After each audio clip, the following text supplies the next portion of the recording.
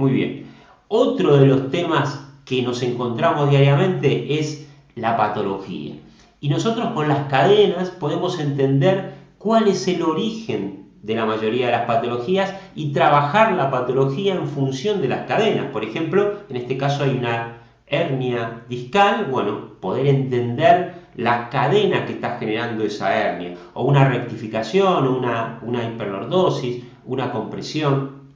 Entonces, por ejemplo, a nivel de la cadera, vemos que cuando el desgaste de una artrosis es en la parte superior, va a ser por una cadena de cierre, mientras que si el desgaste de la artrosis de cadera es en la parte inferior, lo más probable es que sea por una cadena de apertura. Y todo esto entonces se trabaja diferente, un caso que otro.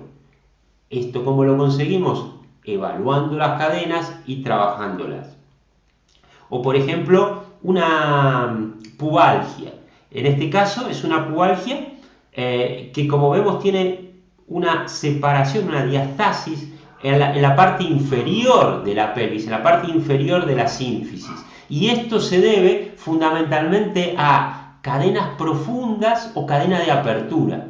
Entonces, esta pubalgia hay que trabajarla trabajando justamente, corrigiendo o la cadena de apertura o las cadenas profundas. Diferente, por ejemplo, a esta pubalgia, que vemos una diastasis, una separación importante de la sínfisis. Entonces, en este caso, es por una cadena de extensión.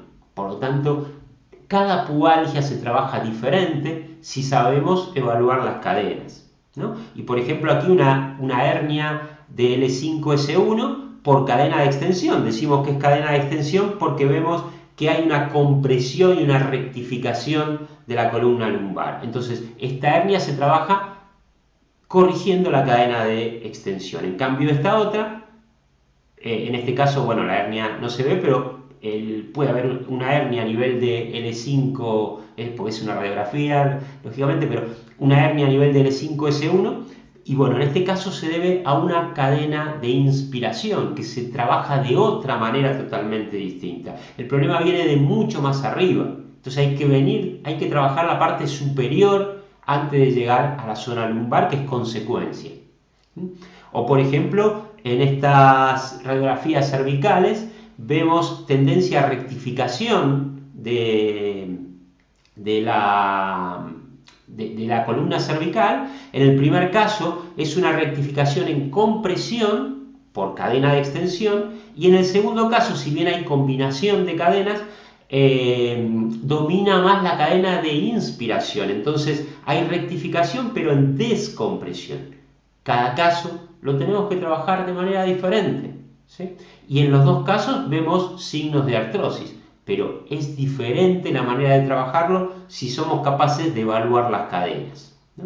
Por ejemplo, aquí una espondilolistesis por cadena de extensión que está tirando el sacro hacia arriba, ¿no?